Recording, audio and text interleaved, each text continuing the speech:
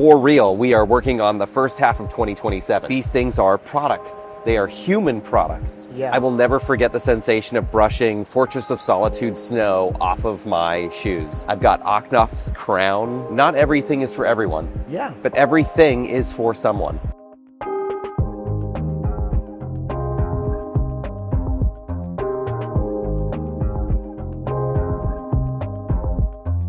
I'm here with Jason Bischoff. Are we starting? Yeah, I guess okay. I want it to be casual, and that's the thing. I want to say thank you for being here. Of course, it's my pleasure. I've told you this before, but I think you have, like, one, a super cool job, but also a really fascinating job in the world of licensing. And a question I was curious of is, like, because licensing is such a complex world or sort of ecosystem. Sure. Was that something that you wanted to get into, or did you, like, slip into licensing? Or Interesting question. Well, one, thank you for your kindness for kind of doing this and just hanging out. Yeah. Two, thank you for asking such a question. I would tell you that licensing uniquely is kind of a find your tribe type business where more often than not, the second you learn about it, it starts to become an area of focus or interest for a lot of folks. For me, I've been in the industry 21 years this year. I started at Playmates Toys, working on Ninja Turtles and Disney Princess. I was on the creative side of things for a couple years, and then because Playmates was such a small enterprise, I mean less than 80 people, I got exposed to what licensing was all about. Immediately piqued my interest. Yeah. Effectively, licensing is no more complicated than I want to make a thing with your thing. Can we make that thing? And as you could imagine, there's a lot of deal brokering and relationship management, and really fundamentally more than anything else, it is diplomacy. So some days you are a deal broker, some days you are a diplomat, more often than not, you're a firefighter.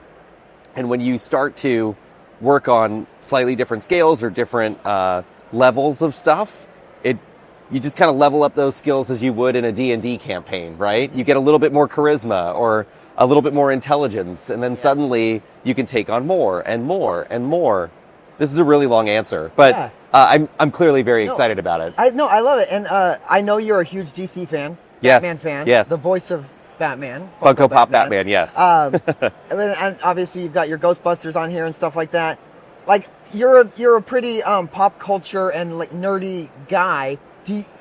I think about this all the time. Are you constantly thinking about licenses that you can go after, and constantly thinking of like, oh, this would be a cool get, or, you know, like, is that something that's always on your mind when you're off the clock? Sure. Well, to be very, very clear, where I am presently here at Funko, that is a semi-complicated decision tree of what are we doing, how much of it are we doing, where are we going next, right? And it's owned by many different people. So it is not exclusively me. I do have a dedicated team. We're broken by genre. I've got somebody focused on anime and new media, by example. I tend to do some of the bigger studio stuff and most of our sports portfolio. But the reality is how we land on what we're going to do is many different people. We have a ton of experts here at Funko. Yeah. I would argue everybody in every position is an expert at something. Yeah. We often defer to those folks.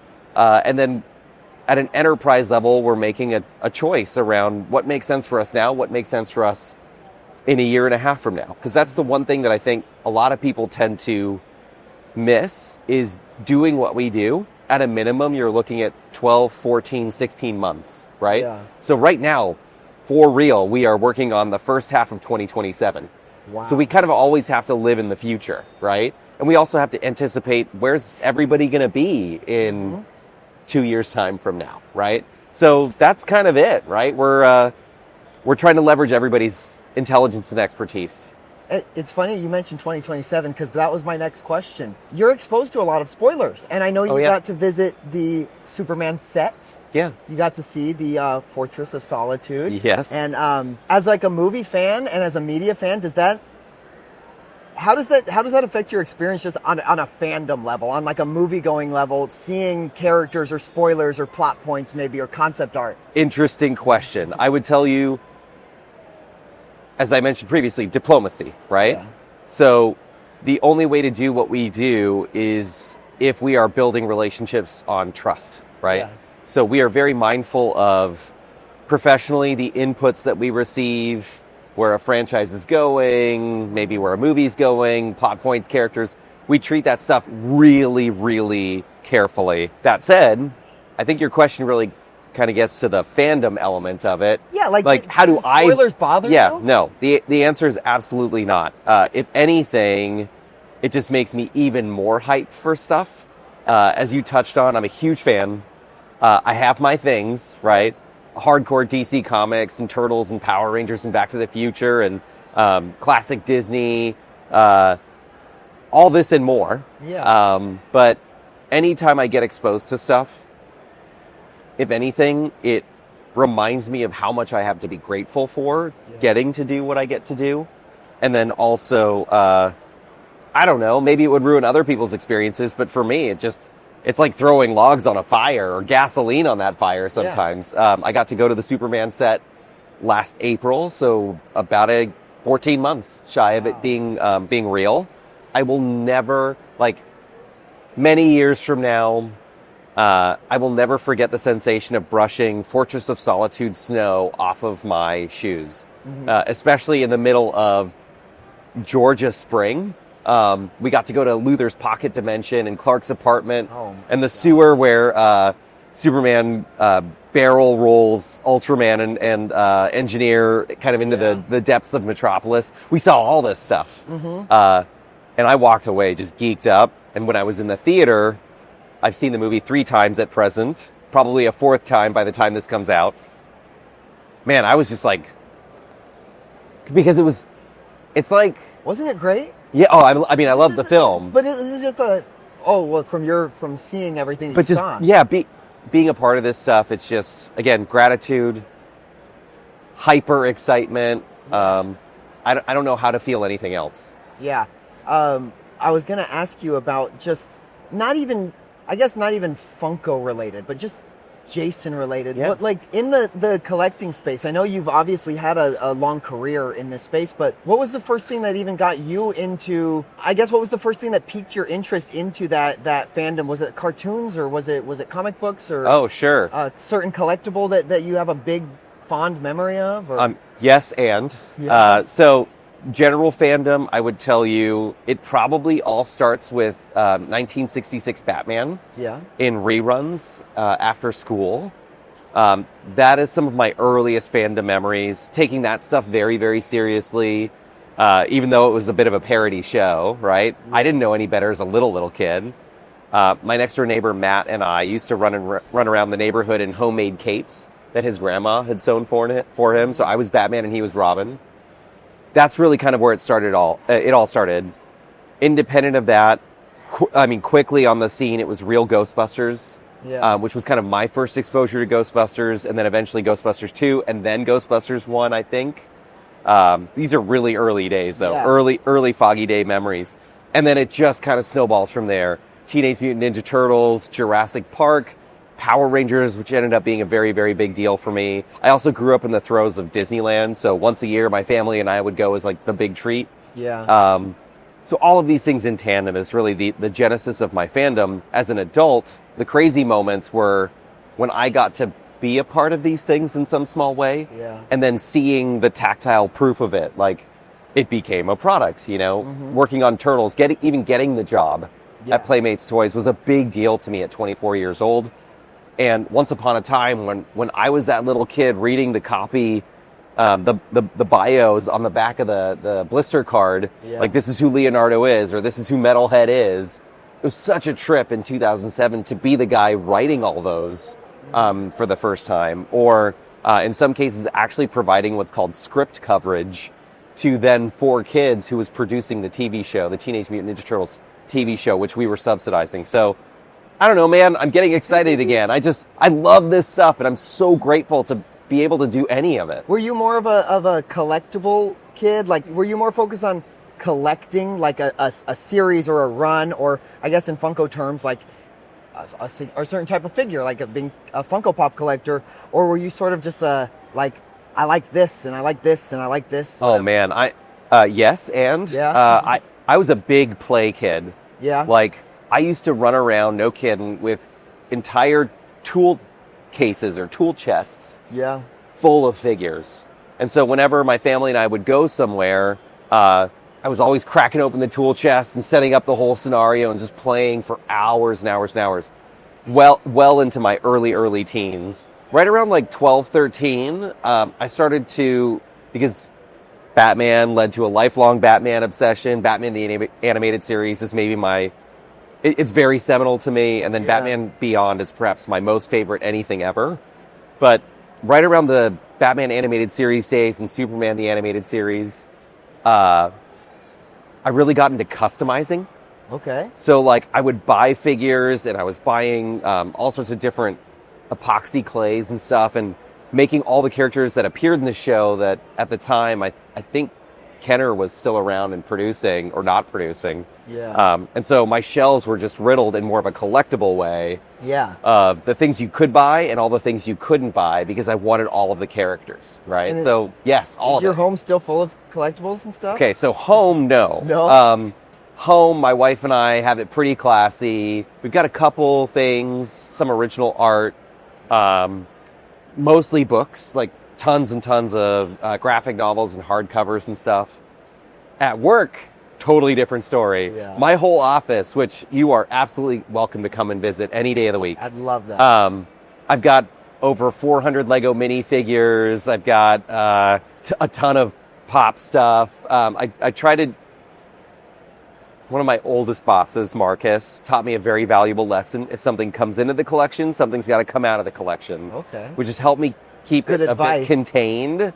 But my office is just covered in all of the things I love, including a full proton pack replica, hoverboard, Captain America's shield, and it's like the nice stuff. I try to bring in a very nice piece to be very adult about it. I would ask you if you have a grail in your collection or one thing, but if you're anything like me, it's like an impossible question to answer, because there's some things are sentimental, some things are expensive. Yeah. Some things are both. Yeah. But are there any things that you know you want to keep forever, or something that just have that value regardless of monetary value, but that sentimental coolness factor? Okay, so I'm going to answer both ways. Yeah. I have some original comic book art on my wall at work. Yeah. Some of that stuff is very precious to me because it sort of denoted a time in my life where I was transitioning from full fandom to professional fan. Mm-hmm. And I was able to afford those things. And so I just sought the things that meant most to me, right? Mm-hmm. So I've got an Ed McGuinness Batman piece on my wall. I've got a J.G. Jones cover of Dr. Fate with Cthulhu tentacles ripping out of it. It's very cool. But that is more of a moment in time. The other stuff that is very, very near and dear to my heart, honestly, is a bunch of stuff that I've accrued here at Funko. Yeah. And it's mostly I've had the good fortune of being able to be a part of this stuff. I've got my WonderCon. We did an Under the Big Top concept 4 years ago at WonderCon. So I've got my top hat from that. I've got years ago for Fright Night, I've got Ocnoff's crown in an acrylic case, which he earned on that story. Tristan's ears are perking up. Yeah. I've got a bunch of beaded bracelets from a certain someone who's always been extremely kind. A lot of things I put into the top hat, and it's become a bit of a time capsule to me. It's very, very precious because this, again, is so precious that I get to do this stuff. It's funny because I have a 6-year-old daughter, and oh, cool! I did not know that about you. Yeah, but I didn't teach her to be a collector. She watches me and she likes it. When I open blind boxes, she insists on the duplicates. So she has a whole collection of Godzillas and Mothra figures. Like a one to rock, one to stock kind of thing? Well, yeah, one for her, one for me, pretty much. Okay, cool. But what you mentioned, the top hat, I don't know where she got this from because I don't have anything like this. But her bedside table has a drawer full of junk.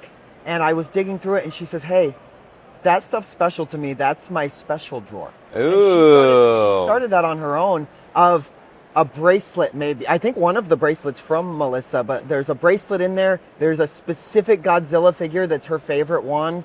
There's stuff that like she won at the arcade at the movie theater, and it's just this little what I thought was a junk drawer, and it's her collection. That's it's her little cool. assorted collection, and it's cool. And they're not on display. They're very carefully tucked away. I love that. But yeah, it's What's her fandoms? her fandoms. Ooh, a lot of Disney princesses. Cool. She loves anything Disney princess. And she also she's not old enough to see Godzilla, but she loves Godzilla. And I mean, he's kind of an icon. yeah, she watches. Kind of. He is an icon. What am I saying? She watches YouTube videos of atomic breath sequences. Cool. So she thinks that's pretty cool. But collecting runs in the family. My dad has vintage gas pumps and the signs, the porcelain signs. And my grandmother has all Coca-Cola stuff, all vintage Coca-Cola stuff. I've met a whole generation of Coca-Cola folks. Yeah. Right? Like, I get it. Believe it or not, I have one Coke a year. That's kind of like, on Christmas Eve, it's my thing. It has to be in a bottle. Really? All that stuff. But I get it. Like, there's a whole feeling, there's an emotional feeling around it. I think collecting and fandom obviously go hand in hand, but there's also stuff like nostalgia and tradition and stuff like that where I feel like that's what gives us a lot of personality and uniqueness. Mm-hmm. And I think that's what I like about being here at Comic-Con is meeting other people that have that same uniqueness, even if it's different. Yeah. In college, I was an anthropology minor. There's this idea of a nomos. It's kind of like your nucleus, all the things that make you, you. And all the things that you allow to make you, you. So the things that deeply held beliefs, your context, in this case, your fandom. Yeah. And exactly to your point, these are my favorite parts of, like, fandom to me is kind of like the moon. There's a light side and a dark side, right? Yeah. The light side is exactly what you're talking about. It's a sense of purpose and community, the things that you've drafted or learned from your fandoms in their direct narratives or in the people around you. All of those things are so very lovely. You just have to be very careful around what parts of the dark sides of fandom that you introduce into that nomos, right? You just have to be very careful in protecting your heart and the hearts of others from falling prey to that stuff. Because if you let it get too close, there is that sense of entitlement or a lot of vitriol you see online for people who don't like one thing or another. Yeah. And they feel entitled in a way that they own these things. You just have to be really, really careful. So if anything, I would encourage folks to live on the light side of the moon. Oh, for sure. Because there's so much value and there's so much light there. When I talk online, I mostly talk about collectibles, but I sometimes avoid talking about my opinions on movies because it's impossible to have an opinion on a movie. It's almost impossible to enjoy something. But as a movie fan, first of all, good year to be a movie fan. Great year to be a movie fan. Great year to be a movie fan. But yeah, it's sometimes people lose sight of that, of just taking it all in.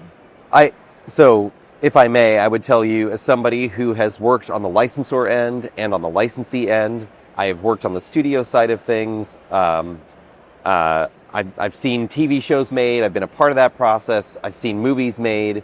I would tell you, truly, truly, truly, if there is stuff out there that you love, whether it be movies today or movies from the past or whatever it is, celebrate it for all it is worth. Yeah. Because you would not believe the thousands of happy accidents and in many pivot points where everything could have gone a different way, right? People tend to underappreciate that these things are products. They are human products. Yeah. Right? And for as much as we celebrate the muse or the creators or the actors or the editors or all of these elements, which they should be celebrated, right? It's almost like a constellation of things. As a trajectory, things have to land perfectly in between those constellations for it to really invoke its original intent. Yeah. Somewhere along the way, the studio system, big personalities, maybe audience stuff, like it can go askew very quickly. Yeah. And so if you love it, celebrate it, because I cannot tell you how much effort it took to get to that spot and how many happy accidents. Inversely, if you don't love it or you hate it, I would discourage you from feeling a need to vocalize that. Yeah. Right? Because effectively, like, people look at that stuff. And I think it devalues how hard it is to get something made, especially these days. Just be careful, I guess, is what I would ultimately see. Be careful with the bullhorn of social media. I avoid as much as possible wasting energy on stuff that I didn't vibe with, because I also know you said this to me at Fun Days. Why yuck someone else's yum? Yeah, why Which yuck is it's kind of a silly sentence to say, but ultimately, there's a lot of films or TV shows or even music. Music is a great one that resonate with people. And the biggest comment I get when people they see Funko Pops, right? And they say, I don't get it. You don't have to. You don't have to. You don't have to get everything. There's a lot I don't get. There's a whole lot I don't get, and that's okay. I'm content with not getting it all, and there's things that bring a lot of joy to a lot of other people, and I think that's totally fine, as within reason, as long as they're not harmful things. Love it all. This is a bit of a personal mission statement. I've said this in many different contexts, which is not everything is for everyone. Yeah. But everything is for someone. Yeah. And exactly to your point, maybe the thing that you love isn't for your neighbor, right? Or maybe the thing that you have yet discovered, you're not ready for it. You know, I think your music analogy is a perfect example of, you may not be in a place in your life to appreciate the thing that's before you. You may be judging it based on who you are today, but you have to give yourself the latitude to appreciate it in a future state where maybe you are going to be a different person. Wow. You know, I think a lot of people lose sight in music especially, but really in any creative endeavor, they tend to want the cookie that they know. Yeah. Like they want all the same flavors of stuff. Yeah. And sometimes an artist, because this stuff is art, maybe an artist they've gone elsewhere with their work, or a band has gone elsewhere with their work, and maybe you were expecting one thing and you got served something entirely different, and you were not ready for it on that day one listen or that day one watch or whatever it is. But you have to give yourself the latitude to kind of go on that journey in your own time and maybe come back to it, right? Like I just watched a YouTube video this morning as I was getting ready about a guy that hated the Batman. Yeah. Right? When it was released a few years ago. And now here we are, 4 years later, and the guy's like, oh no, like I was so wrong. I finally understand it. And that profound understanding would not have happened if I had not changed a little bit, you know? Mm-hmm. There's lots of fandom to discover, even within the things you already love. You said it perfectly. And but so some people want whenever somebody decides to express themselves differently, or an individual, more like a band, individually expresses themselves different, that should be celebrated. But instead, sometimes, like you said, people want the same flavor. Yeah, and that's what they want to stay with. And I'll be super clear here. I am guilty of all of the things that we've just talked about. I have been the wrong person. I have said the wrong thing. I have been hypercritical. I have come in with too many expectations. I still do those things. Mm-hmm. I just have to remind myself that, like, we're all pilgrims on the same road. Yeah. I think that's one of, not to get too highfalutin, but that's one of the conditions of just living a human experience, is you're forced to relearn the same lessons over and over and over again, because those lessons are valuable. Yeah. And your humanity kind of pushes you elsewhere sometimes, you know? Yeah. So be loud and proud around just the general thesis of not everything's for everyone, but everything is for someone. I think that's a good note to end on, but I want to say I've really enjoyed this conversation. Great. I don't know how long we went. I don't know how long it's been, so I'm sorry if I kept you too long, but thank you for all of that. This was a lot of fun. Thanks for hanging out. Yeah, this is a nice little peek into your professional world, but also just into your fandom, your Jason Bischoff fandom world. Thanks. Outside of the Funko hat. Outside of the top hat. I love what I get to do. I'm so grateful for it. Yeah. And stuff like this is just rad. It's rad to meet other fans living their truth. And yeah, thanks for the opportunity. Absolutely. This has been great. Thanks for watching, everybody. Awesome. Cool. Thank you, man.